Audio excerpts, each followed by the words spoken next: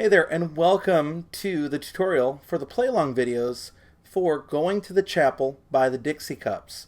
Now, the song is pretty straightforward, and you might not need a tutorial on it, but I just want to make sure that I provide it for those people that are interested, if they need help learning the chords, if they need a suggestion for a strumming pattern. And, by the way, don't forget, I always put timestamps down here in the description if you want to jump ahead to a certain part. And then also, although the song isn't that hard, I've also made a version not only in the original key of D, but also in the key of C on GCEA ukulele for the players that are struggling with E minor and B7. So let's start with chords in GCEA ukulele. For all my GCEA tutorial today, I'll be using my Kella SSLNG spruce top, solid spruce top, laminate mahogany, long neck ukulele. So it has a concert neck on a soprano body. Great ukulele. So the chords you're going to need are, first, the D chord. Now, how you play the D chord is up to you. The books are all going to show you on the 2nd fret, strings 4, closest to you, 3 and 2, putting your fingers 1, 2, 3 right in a row. Now, if you have big fingers, that can be awfully hard to do and need a clear sound. My suggestion to you is keep practicing. I like playing it with the first finger on the 3rd string, 2nd fret, second finger around it on the 4th string, 2nd fret, and then the 3rd finger on the 2nd string, 2nd fret, making kind of an upside down V shape, if you can see that there. That's how I typically play it, which also makes it easier to switch to A. There are also a few people that will show you how to play it by simply covering 2 strings with 1 finger and the next string with 1. You can kind of do it with 2 fingers, or you can even bend your finger like this, kind of banana shaped, and try to play all the strings without hitting that first string. You can even do that sometimes easier with another finger. Whatever works for you. Again, it's one of those rare situations where it's whatever works for you, so use one of those 4.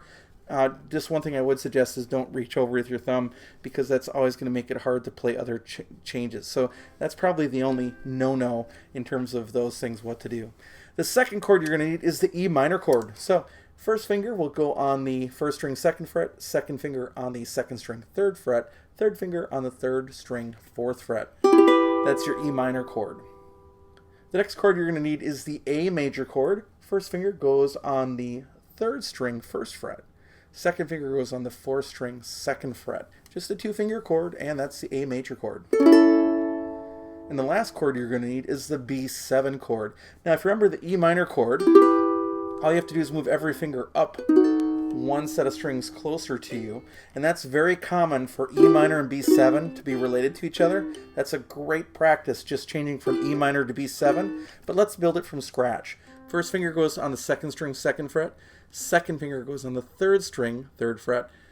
Third finger goes on the 4th string, 4th fret. And that's your B7 chord.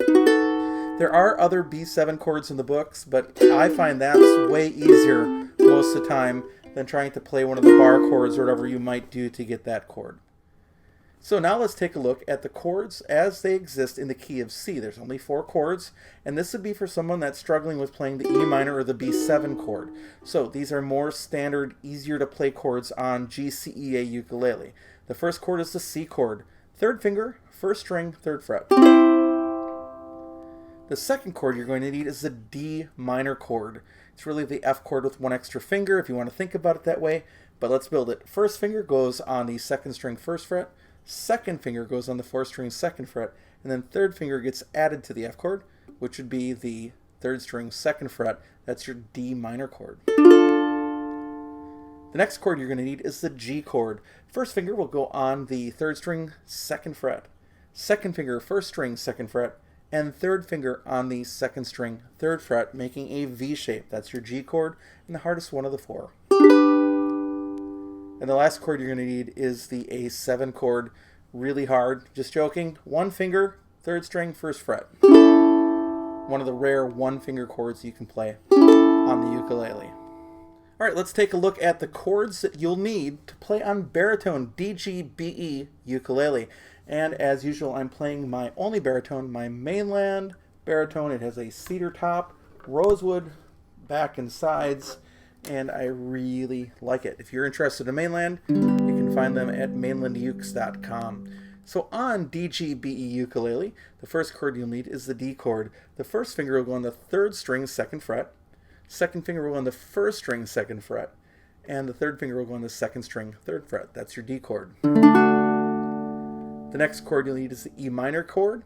Second finger reaches over to the 4th string, 2nd fret. The next chord you'll need is the A major chord. On the baritone ukulele, it's the 1st finger on the 4th string, 2nd fret, 2nd finger on the 3rd string, 2nd fret, 3rd finger on the 2nd string, 2nd fret, all in a row. And the last chord you'll need is the B7 chord. First finger goes on the 4th string, 1st fret, 2nd finger on the 3rd string, 2nd fret, 3rd finger on the 1st string, 2nd fret. That's your B7 chord. As for strumming, I wouldn't complicate matters too much. I would keep things pretty simple. One of the things to understand is that it does require sort of a shuffle strum. So if we play just a D chord, for example, put it up here, what that's going to sound like is down, up, down, up, down, up, down, up. Let's try that. 1, 2, ready, go. Down, up, down, up, down, up, down, up.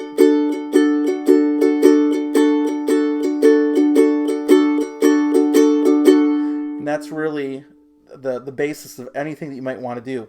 Now, what you specifically play doesn't really matter as long as you have an emphasis on beat 1 throughout the entire song. And remember that you don't come in until measure 9. It's going to start with just a cappella, and then you'll come in at measure 9.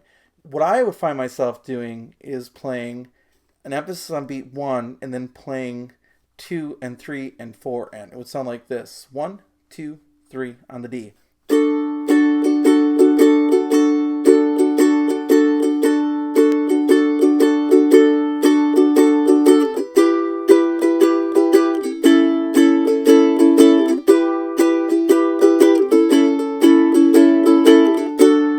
Makes sense? So it's down, down, up, down, up, down, up, down, and it's following that little progression a little longer. Let's try that again. 1, 2, 3, 4.